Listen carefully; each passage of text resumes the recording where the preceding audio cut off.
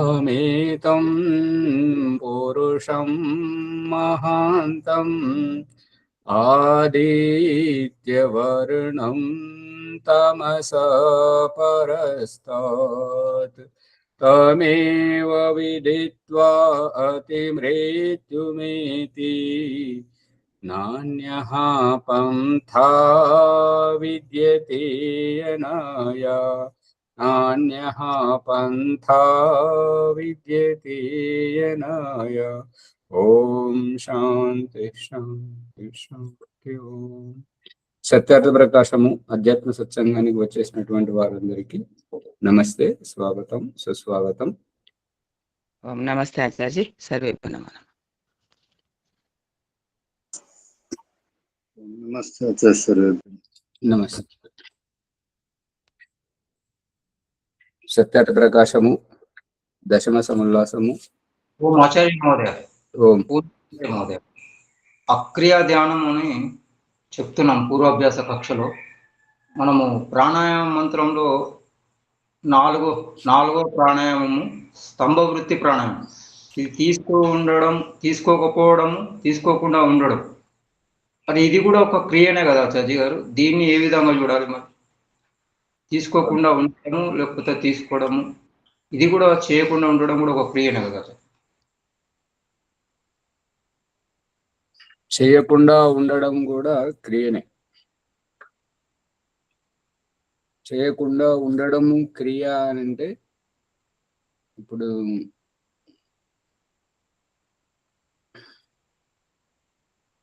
ప్రభాకర్ గారు చెప్తున్నారు కదా, క్రియ లేకుండా అక్రియ లేదు, అక్రియ లేకుండా క్రియ లేదు, ఒకటికొకటి పరస్పరంగా ఒకదాన్ని ఒకటి ఆశ్రయించి ఉన్నాయి.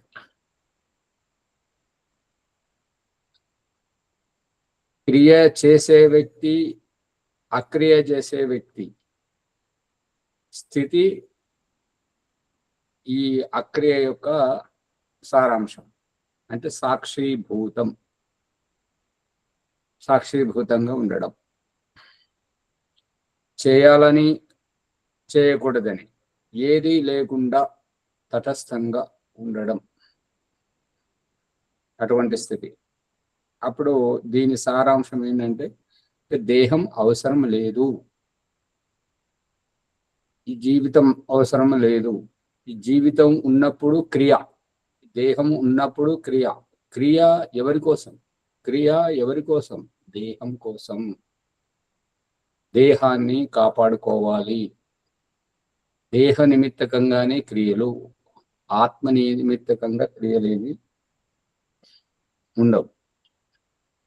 ప్రారబ్ధం అనుసరించి క్రియలు, ప్రారబ్ధమే చెల్లుబాటు అయ్యాక ఇప్పుడు నిన్న చెప్తున్నారు కదా మీరు, విశ్రాంతి దశ, ఉద్యోగం చేయడం, విశ్రాంతి పొందడం, ఉద్యోగం చేసేటువంటి కార్యకాలం రిటైర్మెంట్, విశ్రాంతి పొందినటువంటి అక్రియ వ్యవహారం, ఇంతే తేడా. అందుకని ఈ క్రియ అక్రియ అనేటువంటి దేహమును ఉద్దేశించి ప్రారబ్ధాన్ని, ఈ క్రియ చెయ్యాలి అక్రియ చెయ్యాలి అనేటువంటిది ప్రారబ్ధంతో ప్రభావితమైనటువంటిది. దేహయుక్తంగానే క్రియ అక్రియ అనేటువంటివి అభ్యక్తమవుతాయి. ఆత్మ శుద్ధ స్థితిలో ఉన్నప్పుడు ఈ క్రియ అవసరం లేదు. అందుకని భగవంతుడు చూపిస్తున్న దృష్టాంతము ప్రకారం ఏంటంటే, మనం ఏ క్రియ చేసినా మనల్ని వెనక్కి రప్పిస్తున్నాడు. ఇది గమనించాలి. అక్రియ ఏంటంటే, మనం ఏ క్రియ చేసినా, తినడానికి కూర్చున్నా లేపుకొని తీసుకొస్తున్నాడు, యజ్ఞం చేయడానికి కూర్చున్నా లేపుకొని తీసుకొస్తున్నాడు, ధ్యానం చేయడానికి కూర్చున్నా లేపుకొని తీసుకొస్తున్నాడు, ఊరికి వెళ్ళినా మళ్ళీ తిరిగి మన ఇంటికి వెనుకకు రప్పిస్తున్నాడు, తుమ్మడానికి వెళ్ళినా, దగ్గడానికి వెళ్ళినా, తేనుపులు తీసుకున్నా, పడుకోవడానికి వెళ్ళినా, దేనికైనా ఈ వెనుకకు తీసుకురావడం, క్రియ నుంచి విరమింపజేసుకొని వెనుకకు తీసుకురావజేయడం, ఇదే అక్రియ. బడికి వెళ్ళిన వారు, గుడికి వెళ్ళిన వారు, ఊరికి వెళ్ళిన వారు, దేశ విదేశాలకు వెళ్ళిన వారు, చనిపోయిన వాళ్ళను అందరిని వెనుకకు రప్పిస్తున్నాడు కదా. అర్థమవుతుందా లక్ష్మణ్ గారు? ఆచార్య దేహం ఉన్నంతసేపు ఈ క్రియ అక్రియ నడుస్తూనే ఉంటది. ప్రారబ్ధం ప్రారబ్ధం తోటి ముడిపడి ఉన్నంతసేపు దేహం ఉన్నంతసేపు క్రియ. ఇదే తేడా.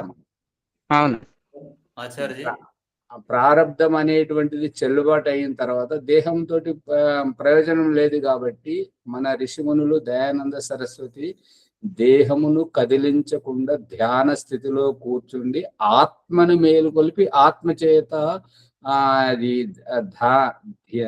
ధారణ, ధ్యాన, సమాధి స్థితి, సాక్షాత్కారం ఆత్మచేత చేయిస్తున్నారు, దేహం చేత కాదు. సాక్షాత్కారం ఆత్మకు ఉంది, దేహానికి కాదు. లక్ష్మణ్ గారు పట్టుకుంటున్నారా? ఆచార్య గారు అర్థమవుతుంది ఆచార్య గారు. అందుకని ఈ క్రియ ప్రభాకర్ గారు చెప్పండి. అంటే ఇక్కడ ఇప్పుడు అర్థమైంది ఏంటంటే ఆచార్య, క్రియ శరీరం కొరకు, అక్రియ ఆత్మ కొరకు. అలా అనకూడదు కదా, ఇందాక చెప్పింది మీరు బాబు మర్చిపోతున్నారు. ప్రారబ్ధంతో ప్రభావితం అవుతున్నంతసేపు, ప్రారబ్ధంతో సంబంధం ఉన్నంత వరకు దేహం కావాలి.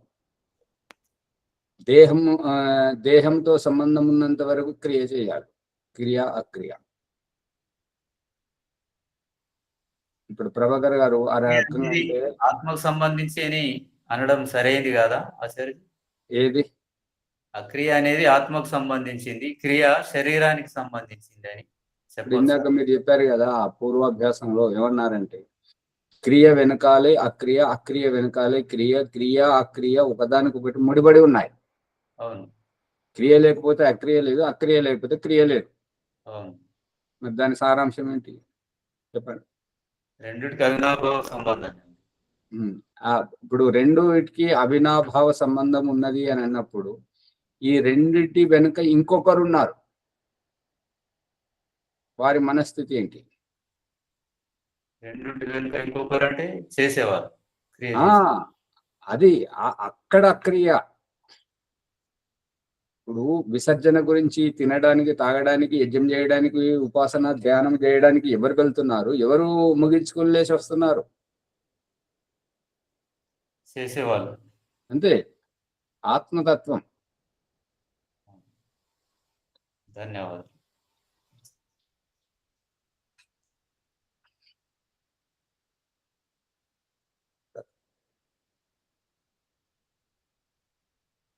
ఇప్పుడు సత్యార్థ ప్రకాశం దశమ సముల్లాసంలో చూడండి.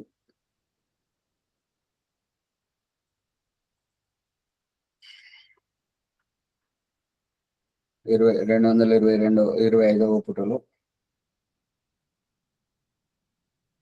విద్య చదవని మూఢుడు కొయ్యతో చేయబడిన ఏనుగు వలె, తోలుతో చేయబడిన మృగం వలె అగును. ఇప్పుడు క్రియ అక్రియ, కర్రబొమ్మ, తోలుబొమ్మ, వీటిలో తేడా ఏమున్నది? కర్రబొమ్మ కదలదు, తోలుబొమ్మ కదలదు. కర్రబొమ్మను కదిలించేటువంటిది, తోలుబొమ్మను కదిలించేటువంటిది ఇంకొకటి ఏంటంటే ఎవరైతే ఆ బొమ్మతో ఆడుకోవాలో, ఎవరైతే ఆ బొమ్మతో పని తీసుకోవాలో వాళ్ళకు ఆ పని తీరిన తర్వాత ఆ బొమ్మ దగ్గరికి పోరు, ఆ బొమ్మను ముట్టుకోరు, ఆ బొమ్మ గురించి చర్చ చేయరు. వారి ప్రశాంతతే అక్రియ. అంతేగాని ఆడించడము, ఆడించకపోవడము అక్రియ కాదు. అర్థమవుతుందా? జీ ఆచార్య గారు అర్థమవుతుంది.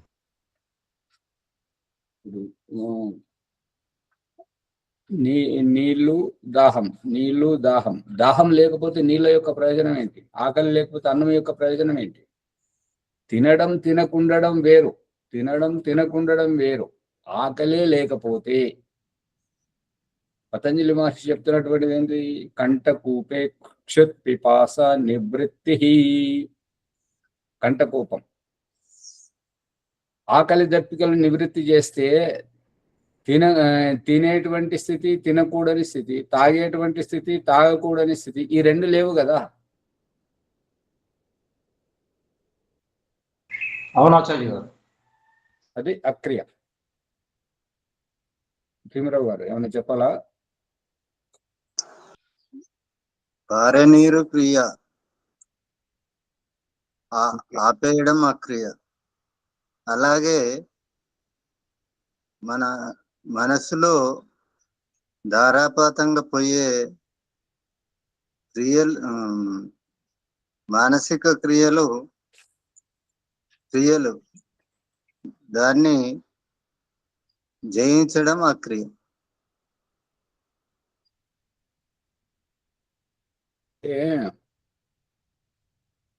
కూర్చోవడం, లేవడం,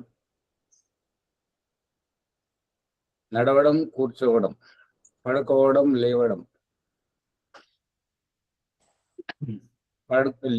పడుకోవడం క్రియనా, లేవడం క్రియనా, నిలబడడం క్రియనా, కూర్చోవడం క్రియనా, తినడం క్రియనా, తినకపోవడం క్రియనా? భీమరావు గారు. తినకుండా ఉండడం, తినడం క్రియ, దాన్ని ఆపేయడం అక్రియ. ఇందాక లక్ష్మణ్ గారు అడిగిన ప్రశ్న అదే కదా. ఈ ఆపేయడం కూడా ఒక క్రియ. యజ్ఞము చేయకపోవడం కూడా ఒక క్రియ. ఆపిన తర్వాత తృప్తి పొందడం అక్రియ. ఇప్పుడు ఆకలి దప్పికలే లేవు అని అన్నప్పుడు తినే అవసరం లేదు, తినడం ఆపాల్సిన అవసరం లేదు. సాక్షాత్కారం అయిన తర్వాత, జీవన్ముక్తిని పొందిన తర్వాత ధ్యానం చేయాల్సిన అవసరం లేదు, ధ్యానం నుంచి లేచి రావాల్సిన అవసరం లేదు. దేహమే లేనప్పుడు క్రియ అక్రియ ఇప్పుడు చేసేటువంటి ఏవి ఉండవు. వరలక్ష్మి అమ్మగారు పట్టుకుంటున్నారా? క్రియ అక్రియ. పుష్పమ్మ గారు పట్టుబడుతుందా?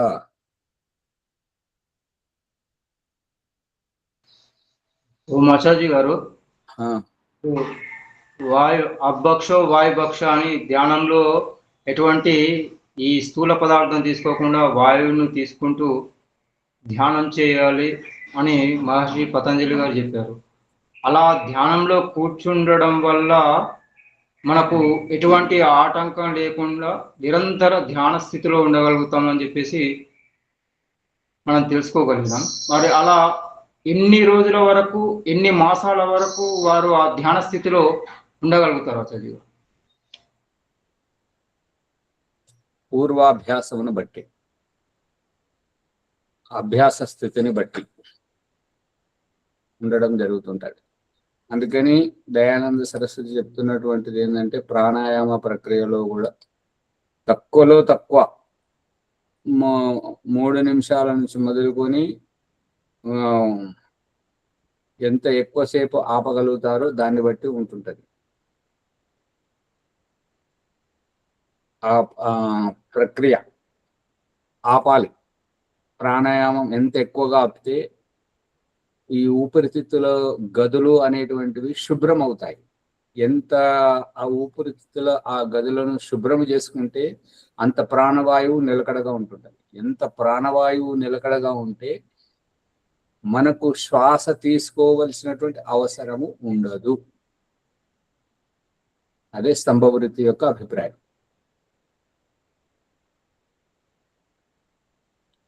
అబ్బక్షో వాయుభక్ష అనేటువంటిది స్థూల ఆహారం.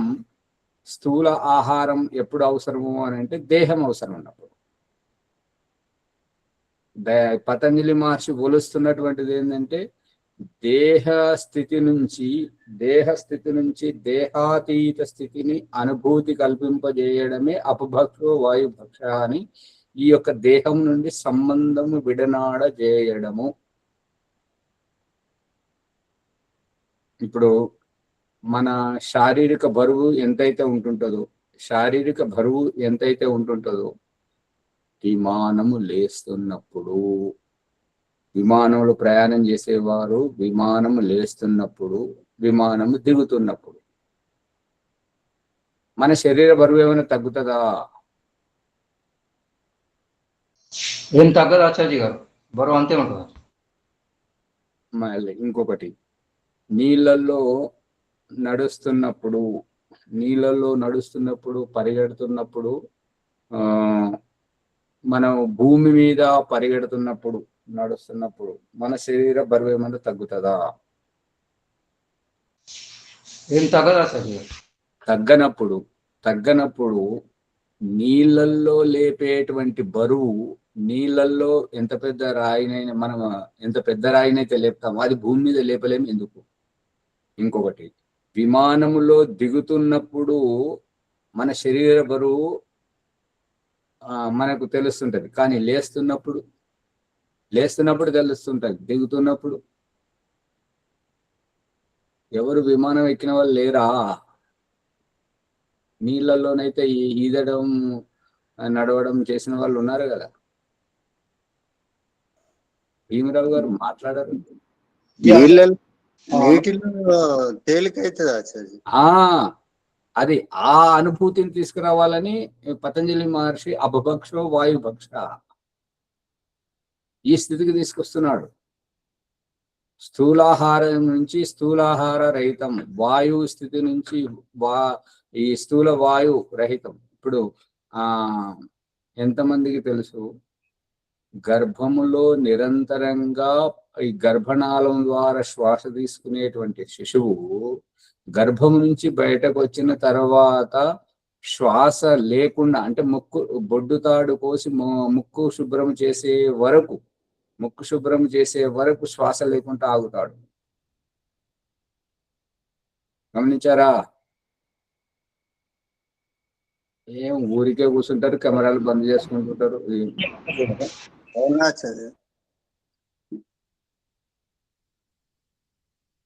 ఎవరికి వెళ్ళదు. మీకు ఎట్లా గిరియాస్తున్నారు అంతే ఆచార్య, అది ఆగాల్సి వస్తుంది కదా. సందర్భం ఉండండి. ఈ ప్రభాకర్ గారు, మీ భాష బాగాలేదు. ఆగాల్సి వస్తుంది అని అంటే వస్తుందా లేదా అనేది ఆ శిశువుకి ఎలా తెలుసు? ఆగాల్సి వస్తుందా లేదా అనేది ఆ శిశువుకి ఎలా తెలుసు? శిశువుకు తెలియదు ఆచార్య. మరి ఇప్పుడు ఆగాల్సింది, ఇప్పుడు పుట్టేది శిశువు బొడ్డు దాడుకు వస్తున్నారు, వారి వంతుకు మనం ఆగుదామా? మరి కాదు కదా. ఏమి గాయత్రి గారు ఊరికే ఉంటే ఎట్లా తెలుస్తుంది? ఎవరు స్పందిస్తలేరు. శ్వాస ఆ శిశువులో కొంత సమయం వరకు పనిచేసేటట్లు ఉంటుందా అని అర్థం. అది ఆ స్థితికి తీసుకురావడానికి పతంజలి మహర్షి మన చేత స్తంభవృత్తి చేయించి, స్తంభవృత్తి తర్వాత సాక్షాత్కారం, అనుభూతి, దేహాతీత స్థితి, దేహంలో ఉన్నప్పుడే ఈ పుసపుసమని శ్వాసతోటి దేహంతో సంబంధం ఏర్పరచుకోవడం.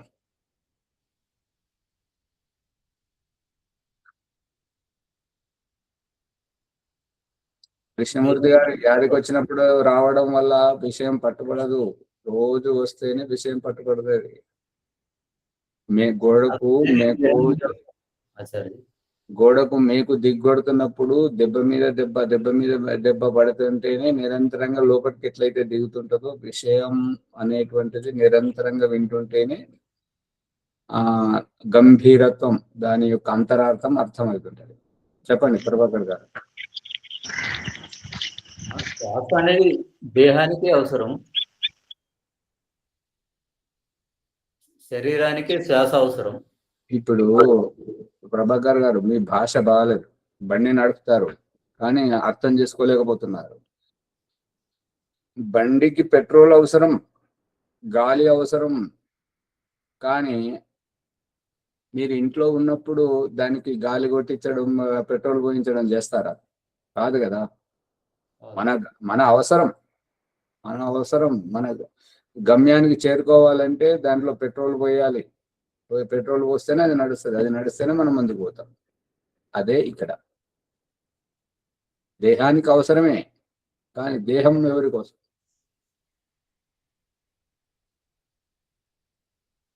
పట్టుకుంటున్నారా? దేహము ఆత్మ కొరకు అవసరం. పట్టుబడట్లేదా? పట్టుబడుతుంది సార్. ఇప్పుడు దేహం ఎవరికి అవసరం అంటే దేహం ఆత్మ కొరకే కదా. ఇది రహస్యం. ఇది అది కొలిస్తేనే ఇది అర్థమవుతుంది.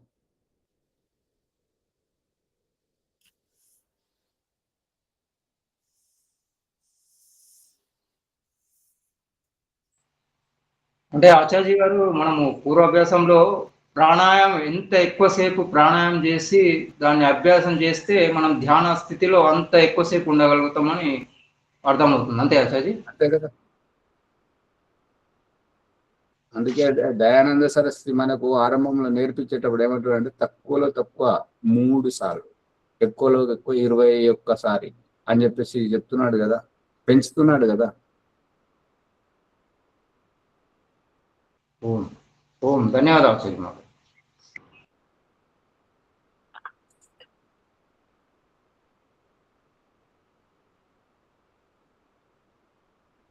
అట్టి అవిద్వాంసుడైన మనుష్యుడు జగత్తున నామమునకు మనుష్యుడు అనబడను.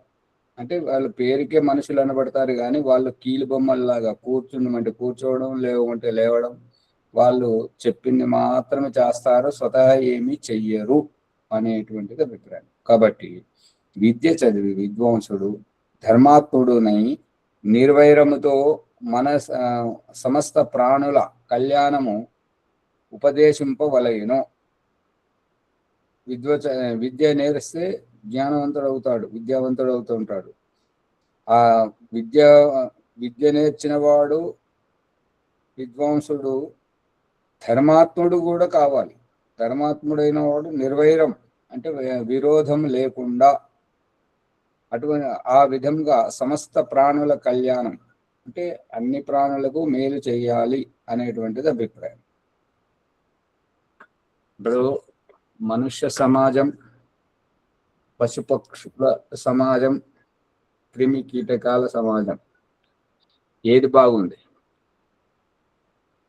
ఏది బాగుందంటే మనుషుల దగ్గర రోగులు, మనుషుల దగ్గర ముసలితనము, మనుషుల దగ్గర ఇది ఏదైతే ఈ సంబంధంతోటి దుఃఖము ఎక్కువ ఎంతైతే ఉందో, పక్షుల దగ్గర, పశువుల దగ్గర, వాటి సమూహంలో, అడవిలో అవి ఎంత తేలిగ్గా ఉంటాయి, ఎంత స్ఫూర్తిదాయకంగా ఉంటాయి, ఎంత ఉత్సాహంగా ఉంటాయి అంటే ఏమన్నట్టు? నిర్లక్ష్యం, బద్ధకం, సోమరితనంగా ఉంటే ఇంకొకటి వచ్చి చంపుతుంటుంది అంతే. అందు గురించి మనం స్ఫూర్తిదాయకంగా ఉండాలి. అదే ఇంట్లో పడి ఉన్నారు, ఎందుకు పడి ఉన్నారో తెలియదు, ఎందుకు బతుకుతున్నారో తెలియదు, ఎందుకు తింటున్నారో తెలియదు. అర్థమవుతుందా?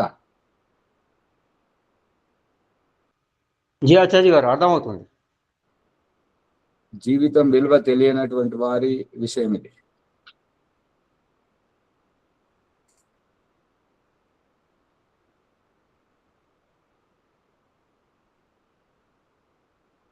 ఉపదేశము చేయనప్పుడు వాణి మధురముగాను కోమలముగా ఉండవలెను. ఇట్లు సత్యోపదేశముతో ధర్మవృద్ధిని అధర్మ నాశనము చేయు పురుషుడు ధన్యుడు.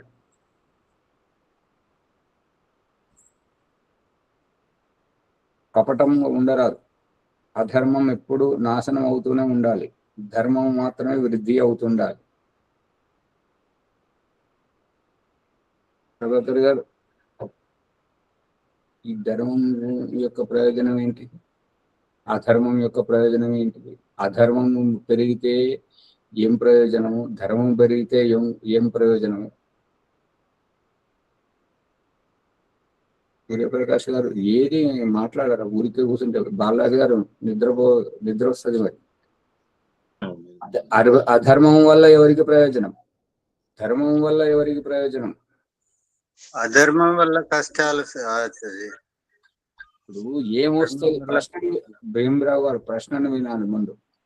అధర్మం వల్ల ఏమొస్తుంది అనేది కాదు, ఎవరికి వస్తుంది? అధర్మం చేసిన వానికి వస్తుంది లాభం. అధర్మం వల్ల మీరు ఏదైతే కష్టాలు అంటున్నారో, కష్టాలు ఎవరికి వస్తాయి? అధర్మం చేసిన వానికి, జీవుడికి ఆచార్య. ఇప్పుడు చేసిన వాడికని కాదు, మనం చేస్తే మనలో ఉన్న ఆత్మకు దాని యొక్క కష్టం, మంచి చేస్తే సుఖం, తప్పు చేస్తే దుఃఖం కలిగించేటువంటిది ఆత్మకు, జీవాత్మకు వర్తిస్తుంది. అందుకని ధర్మవృద్ధి ఎవరికి అవుతుంటది? అధర్మ వృద్ధితో పాపం ఎవరికి పెరుగుతుంటది?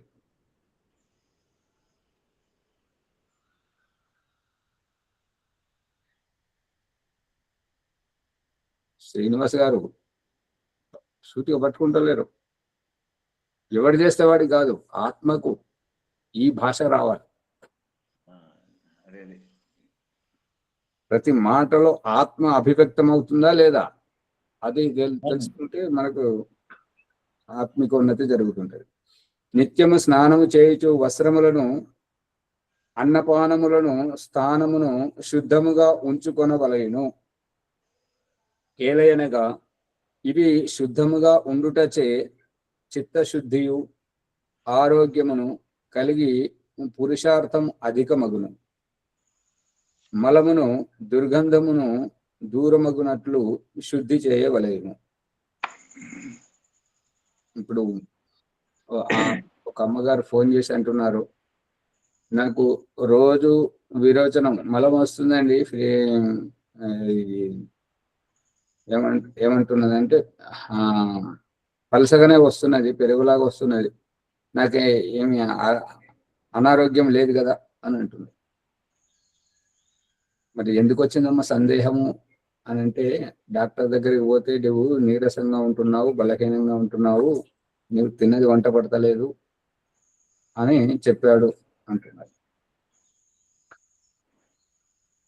ఇక్కడి ఈ ప్రసంగంలో ఆ అమ్మగారు మాట్లాడిన దానికి సంబంధం ఏమిటంటే, మలము అనేటువంటిది అరటిపండు ఒలిస్తే ఎలాగైతే వస్తుందో ఆ రకంగా రావాలి, నీళ్ళల్లో తేలాడాలి.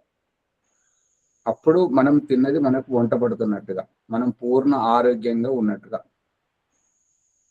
ఈ పెరుగులాగా రావడం, పలసగా రావడం అంటే మనం తిన్నటువంటి ఆహారం యొక్క పోషకాలన్నీ బయటకు వెళ్ళిపోతున్నాయని అభిప్రాయం.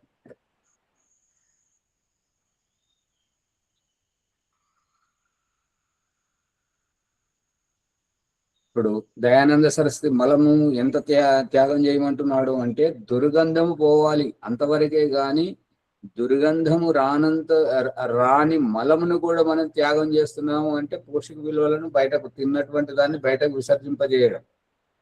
ఇది ఎప్పుడు జరుగుతుంటది అంటే, బొడ్డు జరిగిపోయినప్పుడు, మరియు అరగని పదార్థాలు తిన్నప్పుడు, మరియు సరిగా జీర్ణం కానటువంటి, ఇప్పుడు ఏంటంటే పప్పు ధాన్యాలు కానీ ఇంకా బియ్యము కానీ బుక్కినప్పుడు, ఇటువంటి అప్పుడు ఆ రకంగా జరుగుతుంటాయి.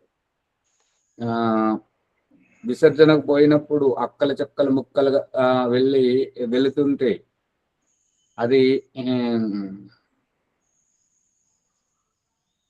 పోషక విలువలు బయటకు పోతున్నాయని, వంట పట్టట్లేదు అని అభిప్రాయం.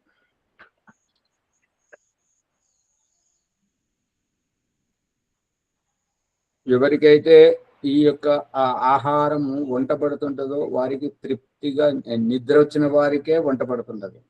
ఎవరికైతే నిద్ర వస్తుంటుందో వారికే సుఖ విరోచనం అవుతుంటది. ఎవరికైతే సుఖ విరోచనం అవుతుంటుందో వారి శరీరము తేలికగా ఉంటుంటది, ఉత్సాహవర్ధకంగా ఉంటుంటది, స్ఫూర్తిదాయకంగా ఉంటుంటది, కళ్ళు చెమరుస్తాయి. ఇక ఎవరికైతే పొట్ట శుద్ధి లేదో కళ్ళు మూతపడుతుంటాయి, ఇంకా వారికి ఏంటంటే శరీరం బద్ధకంగా ఉంటుంటది, ఆవలింతలు వస్తుంటాయి, ఇవన్నీ లక్షణాలు పొట్టశుద్ధి కాకుండా ఉండడానికి. ఆచార మహత్వము. ఆచార పరమో ధర్మ శృత్యుక్త స్మార్త ఏవ చ మనుస్మృతి. సత్యభాషణము వంటి కర్మముల ఆచరించుటయే వేదమందును స్మృతి అందును చెప్పబడిన ఆచారము. సత్యభాషణం, పారదర్శకత అనేటువంటిది ఎదుటి వారిలో మన పట్ల గౌరవం ఏర్పరుస్తుంది. ఎప్పుడైతే లుకలుకలుగా దాపరికము చేయడం జరుగుతుందో మన పట్ల ఎదుటి వారిలో సందేహం కలిగింపజేస్తుంది. ఈ సందేహం కలిగింపజేసిన నాడు మనలో మనస్పర్ధలు రావు. ఇంతింతై వటుడింతై దాహం వేసినటువంటి కాకికి కుండలో నీళ్లు తాగడానికి అందనప్పుడు గులకరాలు వేసి నీళ్లను పైకి తెచ్చుకొని తాగినట్టుగా ఒక్కొక్క రాయి వేస్తుంటే నీళ్లు పైకి వస్తున్నట్టుగా ఈ సందేహమే ముదిరి పెను విధ్వంసం, గొడవకు దారి తీస్తుంటది. బాలాజీ గారు అర్థమవుతుందా? వారికి చెప్పొద్దు, వీరికి చెప్పొద్దు, ఇది ఎట్లా అది ఎట్లా అని ఈ దాపరికము ఇవల్ల దాని పరిణామం మనకు కనబడదు. కానీ కాలాంతరములో ఈ దాపరికమే పెను గొడవలకు దారి తీస్తుంటుంటది. పారదర్శకత అనేటువంటి దానికి మనం కలకాలం ప్రేమగా ఆప్యాయంగా సంస్థలను నడిపించడానికి, కలిసి ఉండడానికి పారదర్శకత పరమ ప్రమాణం. ఆ పారదర్శకత లేనంత వరకు మనం ఎన్ని నాటకాలు వేసినా, ఎన్ని వస్త్రాలు చుట్టుకున్నా, ఎన్ని విద్యలు చదివినా అంత అవకాశవాదము మాత్రమే. అది వ్యక్తిత్వానికి కుటారఘాతం. చాలా జాగ్రత్తగా ఉండాలి. అందుకని సత్యభాషణము వంటి కర్మలను ఆచరించుటయే వేదమందును స్మృతి యందును చెప్పబడిన ఆచారము. మన పేరెత్తగానే మన ప్రస్తావన రాగానే ఎదుటివరకు వారి గురించి మనకు తెలుసు, వారిని నేను చాలా చూశాను, వారి గురించి మీరు చెప్పాల్సిన అవసరం లేదు అనేంత నమ్మకం ఉండాలి. అప్పుడు అటువంటి వారి మధ్య సంస్థ నడుస్తుంది, అటువంటి వారి మధ్య సంఘటన ఉంటుంటుంది, అటువంటి వారి మధ్య కుటుంబ ఐకమత్యం ఉంటుంటది. అంతేగాని అవకాశవాదంగా దాగుడు మూతలు ఆడడం అనేటువంటిది ఏంటంటే మనల్ని మనము చులకన చేసుకోవడం మినహా అక్కడ ఏమీ లేదు.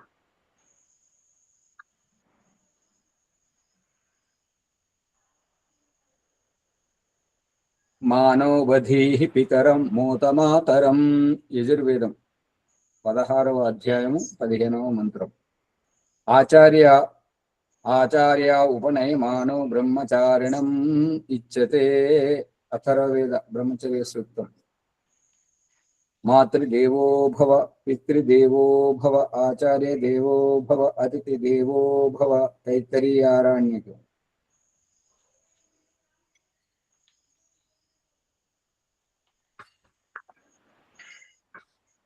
తల్లి, తండ్రి, ఆచార్యుడు, అతిథి అను వీరికి సేవ చేయుట దేవపూజ.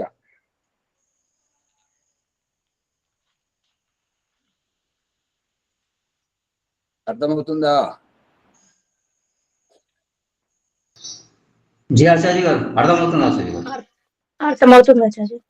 తల్లి, తండ్రి, ఆచార్యుడు, అతిథి అనేటువంటి వీరికి సేవ చేయుట దేవపూజ అనబడును. అంటే యజ్ఞం యొక్క అర్థం ఏంటంటే దేవపూజ, సంగతీకరణము, దానము. ఆ యొక్క దానం తోటి పారదర్శకతగా ఉండాలి. ఇచ్చేటువంటి వారు తేలికగా ఉంటారు, మిగిలించుకునేటువంటి వారు ఎక్కడికక్కడ బిగుసుకుపోతుంటారు,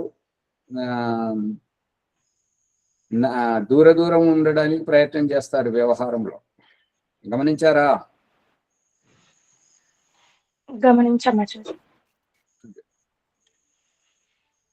ఏ ఏ కర్మచే జగత్తునకు ఉపకారము కలుగునో ఆయా కర్మములను చేయుచు హానికారక కర్మలను వదిలి వేయుటయే మనుష్యుని ముఖ్య కర్తవ్యము.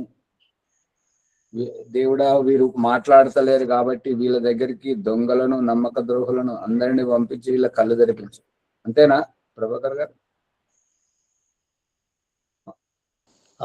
అంతే సార్. రాజమణమ్మ గారు, గాయత్రమ్మ గారు, దొంగలు మంచోళ్ళ చెడ్డ వల్ల? శ్రీనివాసాచారి గారు కెమెరా బంద్ చేయకు, చెప్పండి.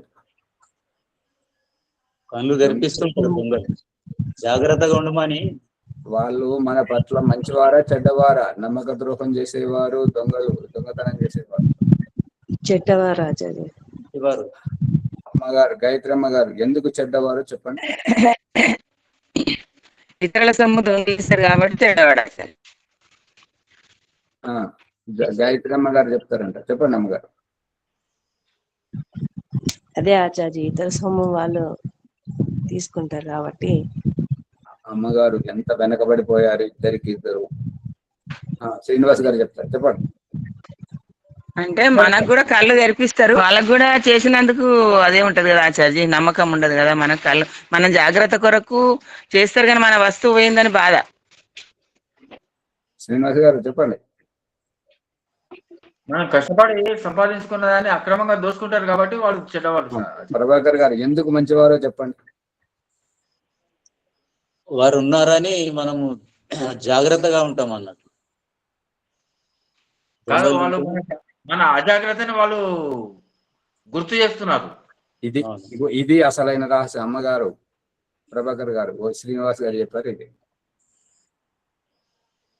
మన అజాగ్రత్తను వాళ్ళు ఇప్పుడు ఈ దోమలు వచ్చి కరుస్తుండడం యొక్క అభిప్రాయం ఏంటంటే జాగ్రత్త రహు గూర్ఖాల్లాగా ఈ దొంగలు మనల్ని మేలుకొల్పుతున్నారు, నమ్మక ద్రోహులు మనల్ని మేలుకొల్పుతున్నారు. అర్థమవుతుందా బాలాజీ గారు? అంటే మంచి పని కాదు కదా ఆచార్య మరి. ఏమంటారు అమ్మగారు, రాజమణమ్మ గారు? మంచి పని కాదు వాళ్ళకు కూడా. అది అమ్మగారు వాళ్ళది విడిచిపెట్టారు, అది అతను చేసుకుంటున్న కర్మ, దానికి మనకేం సంబంధం? అతను చేసుకున్న కర్మకు అతను అనుభవిస్తాడు కదా, కానీ మనకేంటి ప్రయోజనం? మనకు ప్రయోజనం కాదు కదా ఆచార్య, మన వస్తువు పోయిందని బాధపడుతుంటాం కదా. మీరు అమ్మగారు పట్టుకోవట్లేదు. శ్రీనివాస్ గారు చెప్పండి. దొంగతనం చేసేటప్పుడు బయటికి వెళ్ళేటప్పుడు దేవుని మొక్కే వెళ్తాడు కదా వాడు, దొరకకుండా ఉండడానికి. ఇది సరైనది కాదు. భీమరావు గారు చెప్పాలా? వినలే నేను. ఇప్పుడు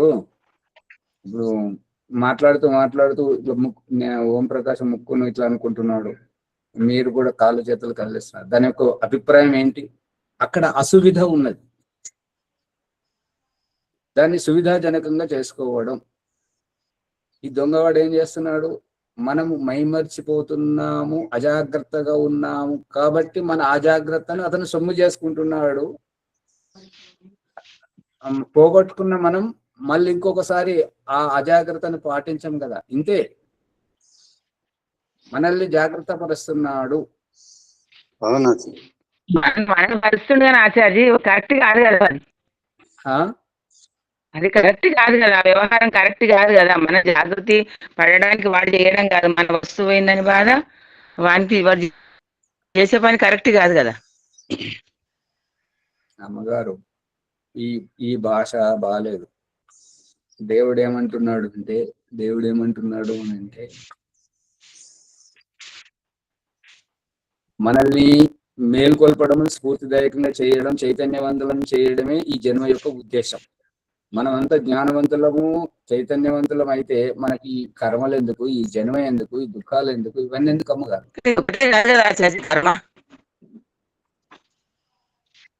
ఇప్పుడు మీరు ఎంతసేపు ఆ దొంగను తప్పు పడుతున్నారే గాని మన అజాగ్రత్తను తెలుసుకోవట్లేదు, మన నిర్లక్ష్యాన్ని తెలుసుకోవట్లేదు.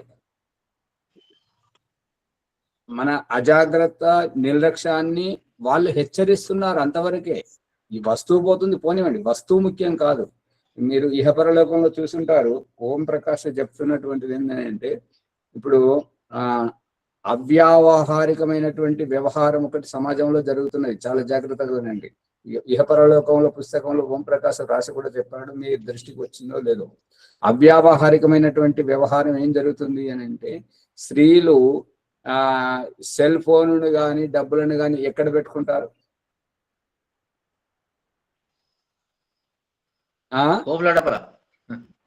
పోపుల డబ్బా లేదంటే బెడ్ కింద.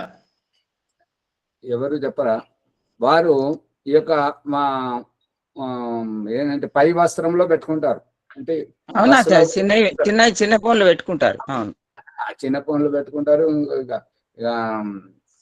ఇవన్నీ పెద్ద ఫోన్లు అయితేనేమో చెక్కుకుంటారు, ఛార్జీలు కూడా ఇంట్లో పెట్టుకుంటారు, తీస్తుంటారు. ఇది అవ్యావహారికం. అవునా, ఇది అవ్యావహారికం.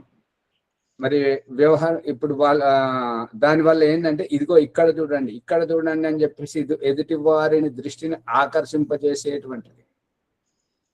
వాళ్ళు చేయబెట్టి చూపెట్టని తీయడం. ఇప్పుడు ఇంకెక్కడైనా పెట్టుకుంటే పోతాయి అని అంటే పోనీ, ఆ పైసలు పోతే ఒకసారి 2 సార్లు 3 సార్లు పోతే జాగ్రత్త పడతావు కదా. అందుకే మన వాళ్ళు ఏం చేశారు, ఈ యొక్క బొడ్డు దగ్గర సంచి పెట్టుకునేవారు పూర్వకాలంలో. గుర్తుందా లేదా? గుర్తుందా ఆచార్య? జబ్బ సంచి, చేయి సంచి, ఈ బొడ్డు సంచి ఇవన్నీ పోయినాయి. ఇప్పుడు కేవలం ఇది దీంట్లో పైన వేసుకుంటున్నారు. పర్సులు వచ్చినాయి, పర్సులు. ఈ పర్సన్ ఎక్కడ పెట్టుకుంటున్నారు? అదంతా అవ్యావహారిక వ్యవహారం జరుగుతుంది. అది అశిష్ట వ్యవహారం. ఇప్పుడు అదే మోటతనం అని బంద్ చేసిర్రు. అందుకని అది మంచిది కాదు. అటువంటి వాటి నుంచి మేల్కొల్పడం, అదేమో మనల్ని ఏమో ఇప్పుడు ఇది ఇంకా మంచిగా అర్థం కావాలంటే, దారింట పోతున్నప్పుడు ఎవరైనా పురుషులు వస్తే స్త్రీలు కొంగు సర్దుతుంటారు.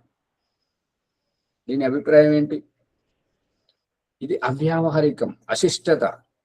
అదే సంస్కారవంతులు వాళ్ళు మామూలుగానే పోతుంటారు, వాళ్ళు సర్దరు, వేరే వాళ్ళు సర్దుతారు. ఆ భావము ఈ దృష్టి. అందుకని ఇదంతా అశిష్ట వ్యవహారం. సంస్కారవంతులు ముందే సర్దుకొని ఉంచుకుంటారు. మంచి వాళ్ళు ఏంటంటే ఇంటి దగ్గరే బయటకు వెళ్ళేటప్పుడు అన్ని మంచి సర్దుకొని బయటకు వెళ్తుంటారు. కానీ వీళ్ళు వేరే దృష్టికోణం గల వాళ్ళు ఏంటంటే, వాళ్ళు ఎదురుపడగానే అప్పుడు మాత్రమే సర్దుతారు, వేరే అప్పుడు సర్దరు. కారణమే. తప్పుగా మాట్లాడుతున్నానా అమ్మగారు? లేదా ఆచార్య? ఇది చూసారా లేదా? మీరు సమాజంలో చూస్తున్నారా లేదా? చూసినా. ఇది అశిష్ట వ్యవహారం. అంతే. ఇదంతా సమాజానికి దిగజార్చే వ్యవహారమే తప్ప ఉత్కృష్టమైనటువంటిది కాదు, ఉన్నతిదాయకంగా కాదు. అందుకని ఈ ఆచార వ్యవహారంలో ఇది చూడండి. అందుకని దొంగలు మనల్ని హెచ్చరిస్తున్నారు.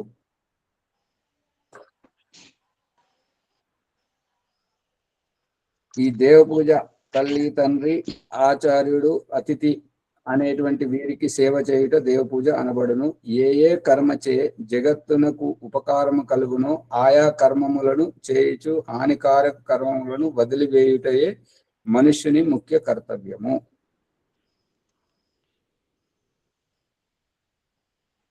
ఇప్పుడు బాలరాజు గారు పశుబలి గురించి చెప్పండి. శ్రీనివాస్ గారు ఎవరు చెప్తారు? పశువులను చంపడం గురించి. మాంసం తినడమే ముఖ్యం కదా. మాంసమే తినాలి అని అంటే, మాంసము ఏ ప్రాణిని చంపినా ఉంటది కదా. మనుషులను, కుక్కలను, ఎలుకలను, సింహాలను, ఏనుగులను, దేనికైనా మాంసం ఉంటది కదా. మరి మేకలను, గొర్రెలని ఎందుకు చంపుతారు ఆచార్య? అశ్వం నైవ గజం నైవ వ్యాఘ్రం నైవ చనైవ అజాపుత్రం బలం దేవో దుర్బల ఘాతక. ఏ జీవి అయితే బలహీనంగా ఉంటుందో దాన్ని కోసుకొని తింటారు. ఈ భాష బాగాలేదు. బాగాలేదా? అది అక్కడ మరి మీరు గ్రహించింది ఆ దుర్బలం అనేది కాదు. దేవుడు వాటికి పెట్టిన సామర్థ్యానుసారంగా అవి ఏమి దుర్బలంగా లేవు. అవి కొట్లాడేటప్పుడు చూడండి, గొర్రెలు కొట్లాడేటప్పుడు చూడండి, మేకలు కొట్లాడేటప్పుడు చూడండి, అవి ఆ గర్భాధానం చేసేటప్పుడు చూడండి, అవి పరిగెత్తేటప్పుడు చూడండి. అవి బలహీనంగా ఉన్నాయా? కాదు కదా. మరి మనుషులు ఎందుకు మరి మేకలని ఆ రహస్యం విప్పడానికి ఈ ప్రశ్న వేయడం జరిగింది. ఎందుకు అంటే గొర్రెని మేకలనే కోసుకుంటారు ఎందుకు మరి? ఆచార్య కాదు, జంతువులు వీటిని వేటాడితే ఏమన్నాయని ఇంకొక సామెత ఉన్నది ఏంటంటే, గొర్రె కసాయి ఇవన్నీ నమ్ముతుంది. అంటే ఏమన్నట్టు, కోసేవాడిని నమ్ముతుంది గొర్రె. అది వాడు పుష్కరిస్తుంటాడు, దాన్ని వీపు మీద చెయ్యితో కొడుతుంటాడు, దాన్ని పుష్కరిస్తూ ఏం చేస్తుంటాడంటే బుజ్జరిస్తుంటాడు ఆచార్య, దాన్ని బుజ్జరిస్తుంటాడు, దాన్ని బుజ్జరిస్తుంటాడు. మనమేమో దాన్ని అతన్ని నమ్ముతుంది, కానీ మనల్ని నమ్మదు. అతడు చంపుతాడు, నువ్వు వెళ్ళిపో, పారిపో అని మనం వెళ్ళగొడితే అరుస్తుంటది, మనల్ని నమ్మదు. అది నమ్మించి మోసం చేస్తాడు వాడు. ప్రేమిస్తాడు కదా దాన్ని. అక్కడ అది అహింసక జంతువు కాబట్టి అందుకే దాన్ని చంపుతుంది. అది తిరుగుబాటు ఏం చేయలేదు. అదే సింహము, పులి, కుక్కలు, నక్కలు దగ్గరికి అక్కడికి పోని అవి తిరుగుబాటు చేస్తుంటాయి. మళ్ళీ దాంతో వాడి ప్రాణం పోయే పరిస్థితి వస్తుంది. అందుకనే దీని సందేశం ఏంటంటే అతి సర్వత్ర వర్జయేత్. మన జాగ్రత్తలో మనం ఉండాలి, ఆత్మరక్షణ. అందుకని ఈ యొక్క వ్యాయామం దాన్ని కోసేటప్పుడు బాగా ఇది చేస్తుందట ఆచార్జీ. ఇప్పుడు కోడిని కానీ ఏదైనా కోసినప్పుడు తలకాయ ఆడ పక్కకు పెట్టినా కూడా అది కూడా కొట్టుకుంటదట. ఇట్లా కొట్టుకుంటది తప్పనిసరి. కానంగా విన్నాను నేను, ఇట్లా బాగా కొట్టుకుంటది అని అన్నారు. అంత చూశాను ఇవన్నీ. అందుకని ఈ యొక్క రహస్యం ఏంటంటే మనల్ని కోల్పడమే అత్యంత. ఎవరినైతే నువ్వు నమ్ముతుంటావో ఆ నమ్మక ద్రోహం వారి నుండే మొదలవుతుంటది. వాళ్ళు నమ్మక ద్రోహం చేస్తున్నారు అంటే మనల్ని మేలుకొల్పుతున్నారు. మన వస్తువు పోతుంది, అది వేరే విషయం, అది పక్కన పెట్టండి. ఈసారి పోతుంది, రెండవసారి పోతుంది, మూడవసారి అయితే జాగ్రత్త పడతామా లేదా? జాగ్రత్త పడుతుంది. వాళ్ళ మీద నమ్మకం ఉండదు. ఇక పడతాం ఆచార్జీ, వాళ్ళ మీద నమ్మకం కూడా ఉండదు ఆచార్జీ. ఇంటికి వచ్చిన చేసిన జాగ్రత్త చూడవలసి వస్తుంది. ఇప్పుడు బాధ్యతాపరులైన వాళ్ళు మనల్ని ఎట్లా నమ్ముతారు? సంస్థను నడిపించమని. వల్లరాజు గారు బాధ్యత అప్పగించి ఎట్లా ఉంటారు మన మీద విశ్వాసపూర్వకంగా?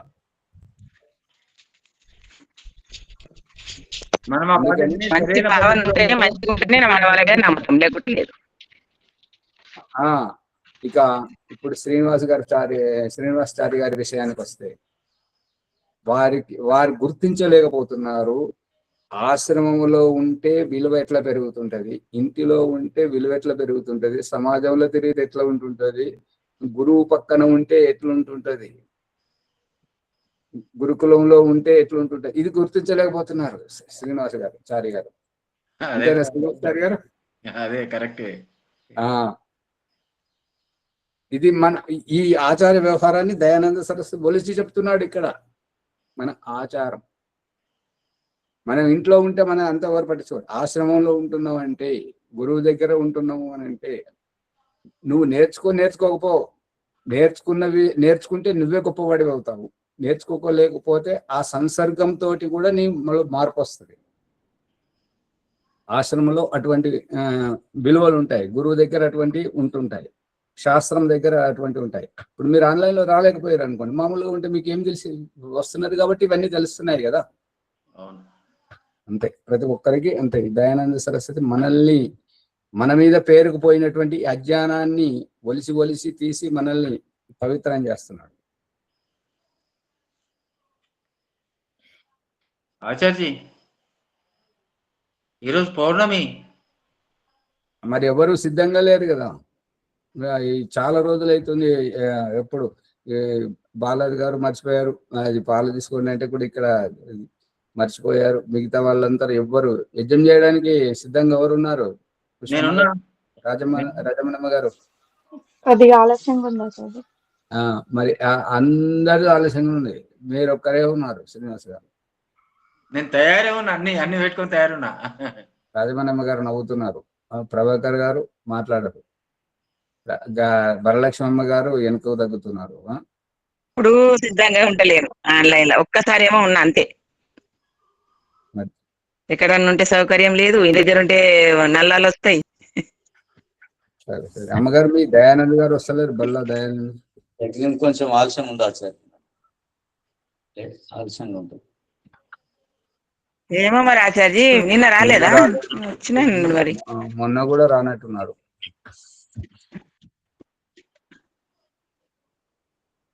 సరే మరి ఇప్పుడు మీ దగ్గరికి 25 మంది వస్తున్నారు అన్నారు మరి కదా రోజు శ్రీనివాస్ ఫోన్ గారు. చేయడం లేదు కానీ ఒక్కనాడు వాళ్ళ చేసిన చేత చేయించండి, వాళ్ళ పౌర్ణమి కదా. వాళ్ళు నిన్న చేసిండ్రు. వాళ్ళు ఇవాళ పౌర్ణమి అయితే నిన్న చేయడం ఏంటండి? అంటే వాళ్ళు సాప్తాహిక సత్సంగంలో నిన్న చేసిండ్రు వాళ్ళు. పౌర్ణమిది అమావాస్య పౌర్ణానికి వారికి అలవాటు చేయండి నెమ్మదిగా. చేస్తాను వచ్చే నెల నుంచి చేస్తాను. అది అట్లా చేస్తే వాళ్ళకు మీరు స్వయంగా చేయాలి, ఇంకొకరు చేయిస్తే కాదు, ఇంకొకరి ఇంట్లో కాదు, సమాజంలో కాదు, మన ఇంట్లో మన చేత మనం స్వయంగా చేయాలి. దీంతో చాలా ప్రయోజనం ఉందని చెప్పాలి. నిన్న సాప్తాహిక సత్సంగం ఉండే సాప్తాహిక, అందులో చేసిండ్రు వాళ్ళు.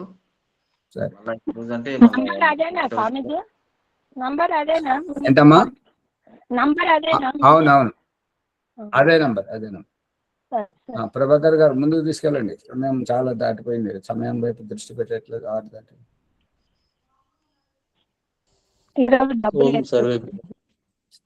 సరే. సత్యార్థ ప్రకాశం దశమ సముల్లాసం నుండి మనం మనుష్య విశేష కర్తవ్యములు, ఆచార మహత్వము, ఆచార విచారముల గురించి ఎన్నో కొత్త విషయాలు ఈరోజు ఎపిసోడ్ ద్వారా తెలుసుకున్నాం. ముఖ్యంగా అక్రియ ధ్యానం, ప్రాణాయామములు, ఆచార వ్యవహారముల గురించి ఇవన్నీ ఎన్నో తెలుసుకున్నాం. కాబట్టి ఎపిసోడ్ అందరికీ లైక్ చేద్దాం, షేర్ చేద్దాం, సబ్స్క్రైబ్ చేసి గంట సింబల్ నొక్కి ఈ జ్ఞానాన్ని అందరికీ అందించాలని కోరుతున్నాం. ఈ విషయాలన్నీ ఎంతో ముఖ్యమైనవి కాబట్టి ఆచార్య గారు మనకు అతి సరళంగా ఎన్నో ఉదాహరణలతో మనకు ఈ విషయాలు బోధించినందుకు వారికి ధన్యవాదములు.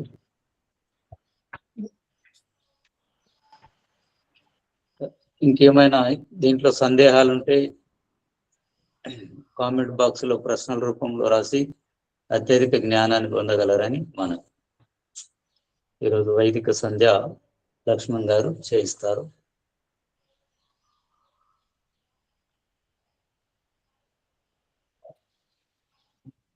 नमस्ते आचार्य महोदय। नमः सर्वेभ्यः। अथ वैदिक संध्योपासना।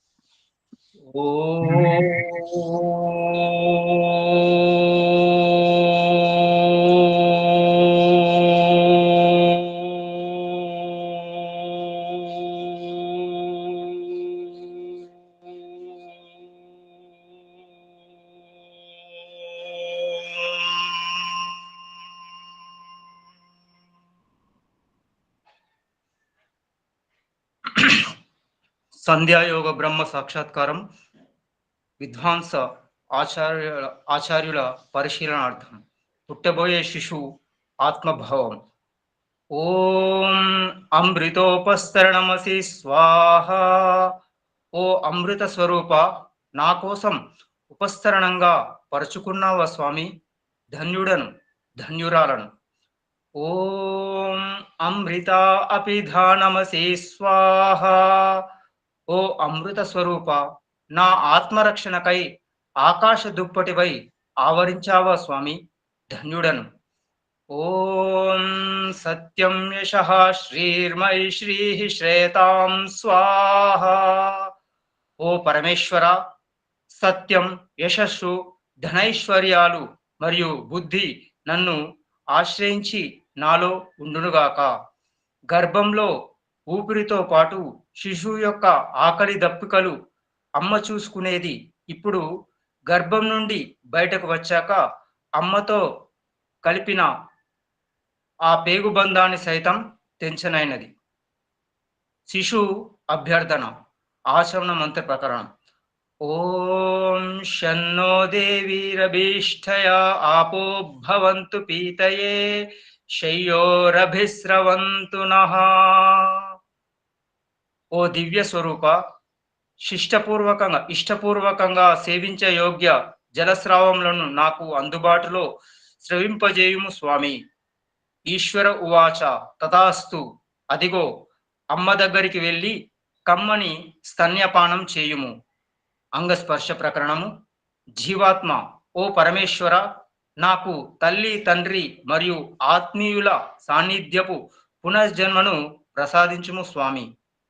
ఈశ్వర ఉవాచ తథాస్తు. స్వర్గ సుఖాన్ని ఏవగించి అసంతృప్తితో పోతున్నావు. ఆ జరా మరణ అసంతృప్తి దుఃఖ జన్మలలో ఒంటరిగా ఉండలేవు. కాబట్టి ఈ ఇంద్రియాల కాలక్షేపము నీకు ఊరట కలిగించునుగాక. ఓం వాక్ వాక్. ఏదైనా మాట్లాడాలి, చెప్పాలని మాట్లాడే వరకు, చెప్పే వరకు అసంతృప్తి, ఉద్విగ్నత. మాట్లాడిన తర్వాత, చెప్పిన తర్వాత ఒక సంతృప్తికర ప్రశాంతత. ఇషేత్వోర్జేత్వ యజుర్వేదము లోని ఈ మంత్రము. భక్ష్య అవివేక బుద్ధితో హానికర పదార్థ సేవన అనారోగ్యము, మృత్యువు, దుఃఖము, అసంతృప్తి దశ మరియు వివేక బుద్ధి పూర్వక మోక్షానంద మార్గము సంతృప్తికర జీవితం. ఓం ప్రాణః ప్రాణః. పీల్చుకున్న శ్వాసను వదలాలని, వదిలిన తర్వాత ఊపిరి పీల్చాలనే అసంతృప్తి దశ. తదుపరి శ్వాసను పీల్చుకున్న నిర్మలత, పీల్చుకున్న ఊపిరిని వదిలిన సంతృప్తి. ఆత్మ జీవాత్మలలో భేదమేమి? వీళ్ళు విచారబడుతున్న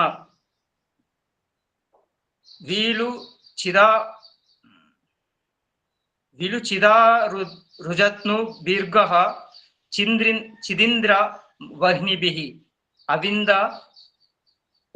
ఉస్త్రియ అను ఋగ్వేద మంత్రము. ప్రాణ అపాన వ్యాన సమాన ఉదాన నాగ కూర్మ దేవదత్త క్రికల ధనుంజయ. ఈ దశ ప్రాణముల ద్వారా ఆత్మ జీవం పోసుకొని జీవాత్మ అనబడుతుంది.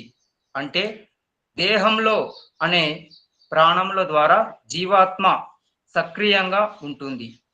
యదా గచ్చత్య సునీతి మేధా మథ దేవానాం వశీ నిర్భవాతి.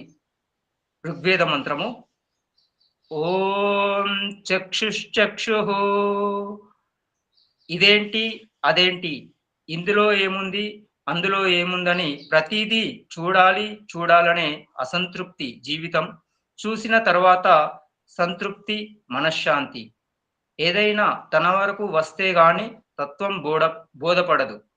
మా దేవుడు గొప్ప, మా మతమే గొప్పదనే పసలేని వేర్పాటువాద మత సాంప్రదాయాల ఈర్ష్యా ద్వేషాలతో ఈ సామాజిక అశాంతి అనేది జగమెరిగిన సత్యం. ఒకే వైపు మరోవైపు అందరి దేవుడు ఒక్కడే అన్నంతగా ఇదిగో మా ఇష్టదైవ ఆరాధనలో మేము మా దేవుడు, నమాజులో ముస్లింలు, ప్రార్థనలో క్రైస్తవులు, పూజలో అలంకరణంతా అయ్యాక మొక్కుకునేప్పుడు హిందువులు మూకుముడిగా ఎవరి భక్తి శ్రద్ధలతో వారు కళ్ళు మూసుకొని నిరాకార స్వరూపం స్వీకరించుటకు ఒక్కతాటికి వచ్చిన వారు కళ్ళు తెరవగానే అదే దైవ సాన్నిధ్యం నుండి నా దేవుడు నీ దేవుడు అనే అభిప్రాయ భేదభావం ఏంటో వారికే తెలియాలి. కండ్లకు కల్పించేదంతా అశాశ్వతము, నాశనం కావడము, అసంతృప్తిమయం మరియు అగమ్య గోచర పరోక్ష అవగాహన అనుభవమే శాశ్వత సంతృప్తి మోక్షము, గమ్యానికి రహదారి. ఓం శ్రోత్రం శ్రోత్రం. ఇది అది ఏదో వినాలనే తాపత్రయం, విన్న తర్వాత ఒక సంతృప్తి, ఒక తృప్తి. ఓం నాభిహి. ప్రారబ్ధ బుద్ధి జన్మ జన్మకు భౌతికంగా నన్నొక వైపు దిగజారుస్తుంటే, మరోవైపు మానవ జన్మలోని సందర్భోచిత పూజ, జప, ఉపాసన, ధ్యానం పేరుతో పూజారి ధర్మోపదేశక యోగాచార్యుల రాయభారం ద్వారా నన్ను మెప్పించి నీ చింతకు రప్పించుకోవడం చూస్తే మాటలు రావడం లేదు స్వామి. ఓం హృదయం మూర్ధానమస్య సంసీన్యా ధర్వ హృదయం చ యత్ అథర్వ మంత్రం. శిరస్సు అనే అతుకుల మస్తిష్కంలో అహింసనీయ హృదయం ఉన్నది. విశ్వస్య మూర్ధన్న తిష్టతి శ్రితః సముద్రే తే హృదయం అప్సంతః. యజుర్వేద మంత్రము. విశ్వ బ్రహ్మాండ శీర్షస్థానం పైన ఉంటున్నావు. ప్రాణి జాతుల శిరస్సులోని హృదయ తరళ అంతఃకరణంలో కొలువై ఉచిత అనుచిత తాళ పట్ల భయము, ప్రోత్సాహకాలలో మమ్మల్ని హెచ్చరించే నీ ప్రేరణ అమోఘం స్వామి. ఓం కంఠః హంసౌగ్రీవాశ్చ శ్రోణిః. యజుర్వేదము లోని మంత్రము. మణిహారం వలె అలంకృత రెండు కంఠ ఎముకల మధ్యస్థానం అన్నపానీయ శ్రావణముల ఆవాగమన మరియు భావ వ్యక్తీకరణ అవయవ సాధనం. ఓం శిరః మస్తిష్కాద్ ఊర్ధ్వ ప్రైరయత్ పనమానో అథి శీర్షతః. అథర్వవేద మంత్రము. మస్తిష్కాని కంటే పైకి అక్కడికి ప్రాణవాయువును ప్రేరేపిస్తూ ఎక్కించు. శిరో దేవకోశః సముద్భితః తత్ప్రాణో అభిరక్షతి. శిరో అన్నమథో మనః. అథర్వవేద మంత్రము. శిరస్సు దేవనిలయం, ప్రాణంతో రక్షిస్తుంది. ఆ స్ఫూర్తే మనస్సు యొక్క జీవితం. ఓం బాహుభ్యాం యశోబలం. బాహుమే బలమింద్రియం. యజుర్వేద మంత్రము. సూర్యకిరణాల వలె కావలసిన వాటికి దించడము మరియు అవసరమైన వాటిని ఎత్తుకోజేసి బాహుభుజముల బలవర్ధంగా ఉండునుగాక. ఓం కరతల కరపృష్ఠే మోదాహ ప్రమోద అంగుళీరంగాని మిత్రం మే సహః. యజుర్వేద మంత్రం. హస్తౌ మే కర్మవీర్యం. యజుర్వేద మంత్రం. చేతుల వ్రేళ్ళ హర్షోత్సాహ ప్రకృష్టానంద సంయోగ సహనం. అలాంటి చేతుల్లోనే నా కర్మల పురుషార్థం నిహితమై ఉంది. పంచకోశములు చక్రవత్ భ్రమణేనోత్తరం జాతస్య వస్తునో అవయవ శిథిలాతం పరిణామేన ప్రాపయంతి. అన్నమయ కోశము, ప్రాణమయ కోశము, మనోమయ కోశము, విజ్ఞానమయ కోశము, ఆనందమయ కోశము. ఆత్మ సాక్షాత్కార ప్రకరణము. ఓం భూః ఓ ప్రాణప్రదాత, మూలమంత్రాలతో చేయించండి ఇక్కడి నుంచి.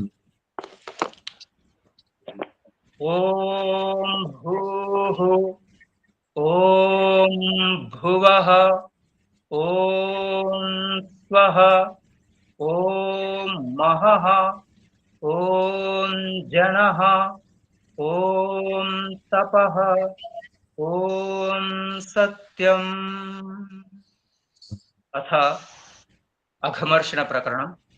ఓం రితం చ సత్యం చాభిద్ఘాత్ తపసోऽధ్యజాయత తతో రాజ్యజాయత తతః సముద్రో అర్ణవః సముద్రాద్ధర్ణవాదధి సంవత్సరో అజాయత అహోరాత్రాణి విదధత్ విశ్వస్య మిషతో వశీ సూర్యా చంద్రమసౌ ధాతా యథా పూర్వం అకల్పయత్ దివం చ పృథివీం చాంతరిక్షమథో స్వః. ఆచమన మంత్రం. ఓం శన్నో దేవీరభీష్టయా ఆపో భవంతు పీతయే శయ్యోరభిస్రవంతు నః. మనసా పరిక్రమణ మంత్రం. ఓం ప్రాచీదిగగ్నిరధిపతిరసితో రక్షితాదిత్య ఇషవః తేభ్యో నమోధిపతిభ్యో నమో రక్షితృభ్యో నమ ఇషుభ్యో నమ ఏభ్యో అస్తు. యోస్మాన్ ద్వేష్యం వయం ద్విష్మస్తంభో జంభేదద్మః దక్షిణాదిగింద్రోధిపతిః స్థిరశ్చిరాజీరక్షితా పితర ఇషవః తేభ్యో నమోధిపతిభ్యో నమో రక్షితృభ్యో నమ ఇషుభ్యో నమ ఏభ్యో అస్తు. యోస్మాన్ ద్వేష్యం వయం ద్విష్మస్తంభో జంభేదద్మః ప్రతీచీదిగ్వరుణోధిపతిః ప్రిదాకు రక్షితాన్నమిషవః తేభ్యో నమోధిపతిభ్యో నమో రక్షితృభ్యో నమ ఇషుభ్యో నమ ఏభ్యో అస్తు. యోస్మాన్ ద్వేష్యం వయం ద్విష్మస్తంభో జంభేదద్మః ఉదీచీదిక్ సోమోధిపతిః స్వజో రక్షితాశనిరిషవః తేభ్యో నమోధిపతిభ్యో నమో రక్షితృభ్యో నమ ఇషుభ్యో నమ ఏభ్యో అస్తు. యోస్మాన్ ద్వేష్యం వయం ద్విష్మస్తంభో జంభేదద్మః ధ్రువాదిగ్విష్ణురధిపతిః కల్మాషగ్రీవో రక్షితా వీరుధైషవః తేభ్యో నమోధిపతిభ్యో నమో రక్షితృభ్యో నమ ఇషుభ్యో నమ ఏభ్యో అస్తు. యోస్మాన్ ద్వేష్యం వయం ద్విష్మస్తంభో జంభేదద్మః ఊర్ధ్వాదిగ్బృహస్పతిరధిపతిః శ్విత్రో రక్షితా వర్షమిషవః తేభ్యో నమోధిపతిభ్యో నమో రక్షితృభ్యో నమ ఇషుభ్యో నమ ఏభ్యో అస్తు. యోస్మాన్ ద్వేష్యం వయం ద్విష్మస్తంభో జంభేదద్మః. ఉపస్థాన మంత్రములు. జాతవేదసే సునవామా సోమమరాతీయతో నిదహాతి వేదః సనః పర్షదతి దుర్గాణి విశ్వా నావేవ సింధుం ధురితాత్యగ్నిః. చిత్రం దేవానాం ముదగాదనీకం చక్షుర్మిత్రస్య వరుణస్యాగ్నేః ఆప్రాద్యా వా పృథివీ అంతరిక్షం సూర్య ఆత్మా జగతస్తస్తుషశ్చ. ఉదుత్యం జాతవేదసం దేవం వహంతి కేతవః ద్విషే విశ్వాయ సూర్యం. ఉద్వయం తమసస్పరిస్వః పశ్యంత ఉత్తరం దేవం దేవత్రా సూర్యమగన్మజ్యోతిరుత్తమం. ప్రాయశ్చిత్త మంత్రం. तच्चक्षुर्देवहितं पुरस्तात् शुक्रमुच्छरत् पश्येम शरदः शतं जीवेम शरदः शतं शृणुयाम शरदः शतं प्रब्रवाम शरदः शतम् अदीनाः स्याम शरदः शतं भूयश्च शरदः शतात्। ॐ शन्नो देवीरभीष्टया आपो भवन्तु पीतये शय्योरभिस्रवन्तु नः। गायत्री मंत्रम।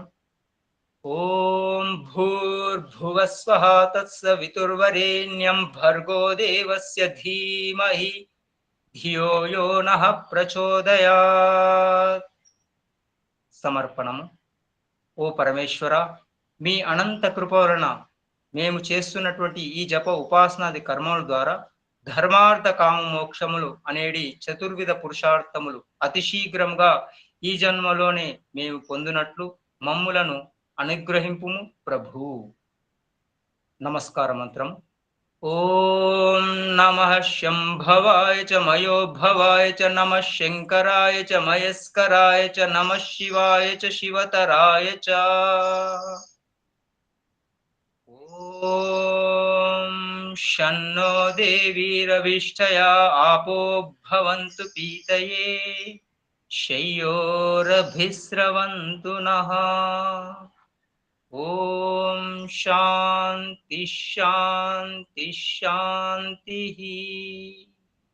ఇతి వైదిక సంధ్యోపాసన అథ శాంతి పాఠం.